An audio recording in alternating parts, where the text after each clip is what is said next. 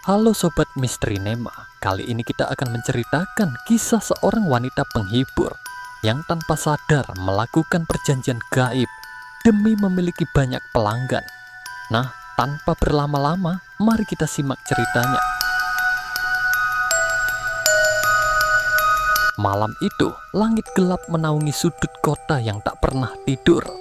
Lampu neon berpendar di sepanjang jalan, menerangi langkah seorang wanita muda bernama Bunga. Ia bukan berasal dari keluarga kaya, bahkan kehidupannya dulu penuh dengan kesulitan. Berawal dari tekanan ekonomi dan impian untuk hidup lebih baik, Bunga akhirnya terjerumus ke dunia malam sebagai seorang wanita penghibur. Ia mengira pekerjaan ini hanyalah batu loncatan sementara, namun dunia yang gemerlap itu justru menariknya semakin dalam. Namun, kenyataan tidak selalu seindah harapan. Berbeda dengan teman-temannya yang selalu kebanjiran pelanggan, Bunga justru kesulitan mendapatkan tamu. Malam demi malam ia duduk menunggu, sementara rekan-rekannya dengan mudahnya mendapatkan pria kaya yang siap menghamburkan uang. Ia mulai bertanya-tanya, apa yang salah dengannya? Mengapa keberuntungan tidak berpihak padanya? Bunga merasa iri dan frustrasi melihat teman-temannya bisa hidup mewah, sementara dirinya masih berkutat dengan masalah keuangan. Malam itu, dengan perasaan penuh tanda tanya, Bunga memberanikan diri untuk bertanya kepada salah satu teman yang selalu memiliki banyak pelanggan. Apa rahasiamu? Kenapa setiap malam kamu selalu dapat tamu, sementara aku duduk di sini tanpa seorang pun menghampiri? Tanyanya dengan nada putus asa.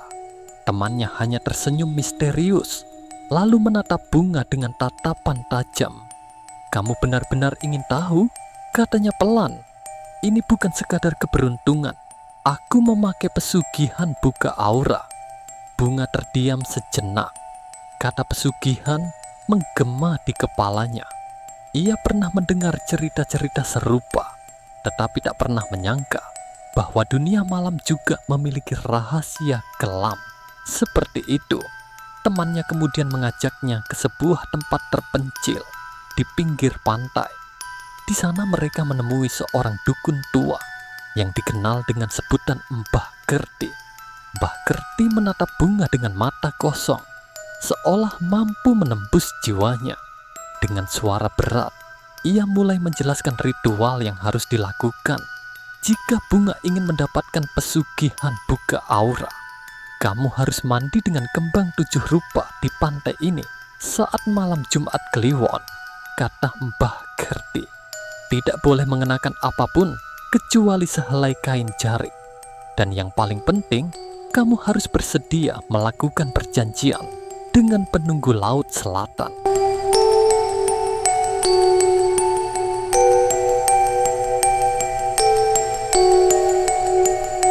Bunga merasa bulu kuduknya berdiri, tetapi pikirannya sudah dipenuhi dengan impian kekayaan dan kehidupan mewah. Tanpa berpikir panjang, ia menerima syarat tersebut. Malam itu, dengan tubuh gemetar, ia melakukan ritual mandi kembang di bawah sinar rembulan, merasakan desiran air laut yang terasa lebih dingin dari biasanya. Di tengah keheningan, ia mendengar suara bisikan halus, suara yang bukan berasal dari manusia. Setelah menjalani ritual, hidup Bunga berubah drastis. Aura tubuhnya semakin memikat. Setiap pria yang melihatnya seolah tak bisa berpaling. Dalam semalam, ia menjadi wanita paling dicari di tempatnya bekerja. Uang mengalir deras. Hadiah-hadiah mahal diberikan kepadanya tanpa ia minta.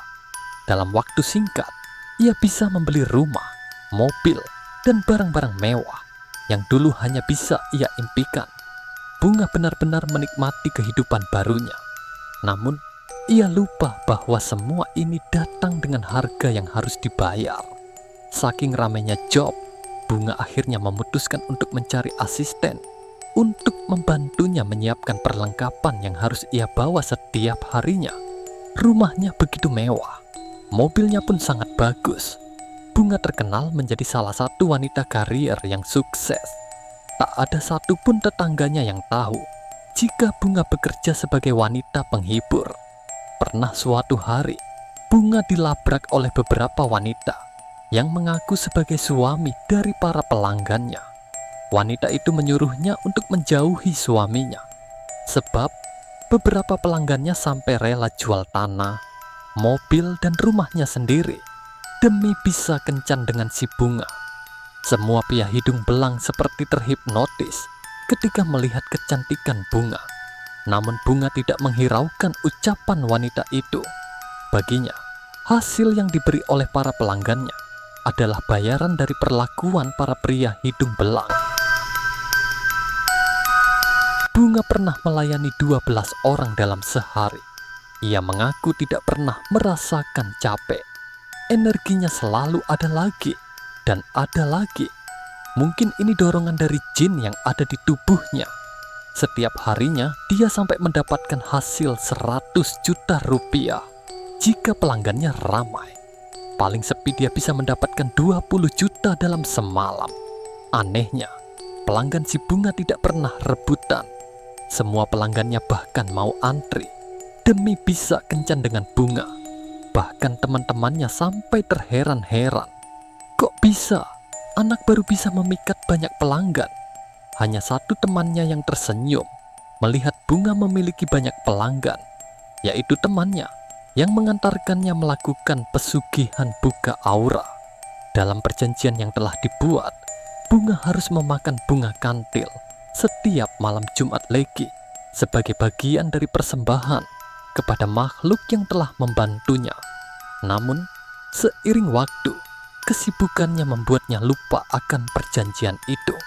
Pada suatu malam Jumat Kliwon, Bunga yang sedang berpesta dan menikmati kemewahannya lupa memakan bunga kantil. Ia menganggap sepele ritual tersebut. Namun, ia tidak tahu bahwa pelanggaran sekecil apapun dalam perjanjian gaib bisa berakibat fatal. Keesokan harinya, Bunga merasa tubuhnya lemas. Wajahnya terasa panas dan nyeri. Ketika ia melihat ke cermin, ia terkejut luar biasa. Wajahnya yang dulu cantik dan mempesona perlahan berubah menjadi buruk rupa. Kulitnya mengeriput, matanya menjadi cekung, dan bibirnya tampak membiru. Ia berteriak ketakutan, tetapi tidak ada yang bisa menolongnya. Dalam beberapa hari, kabar tentang perubahan aneh pada dirinya menyebar luas.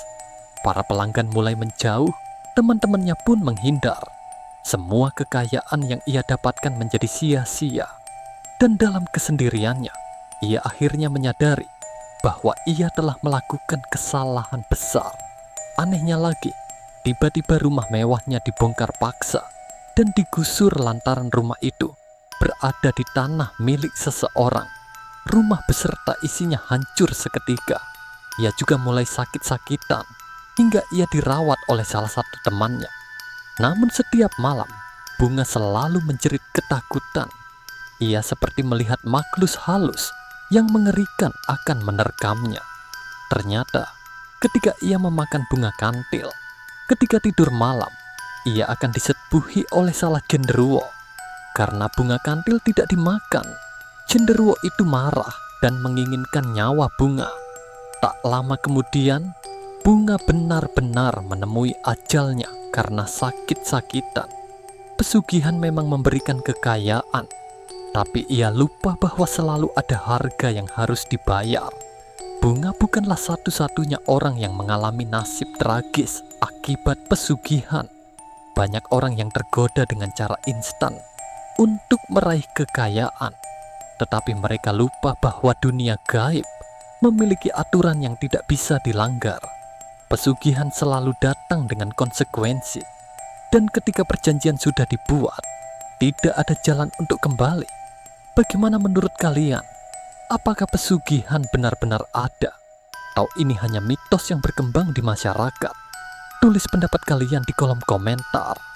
Jangan lupa like, share, dan subscribe agar tidak ketinggalan kisah-kisah mistis lainnya.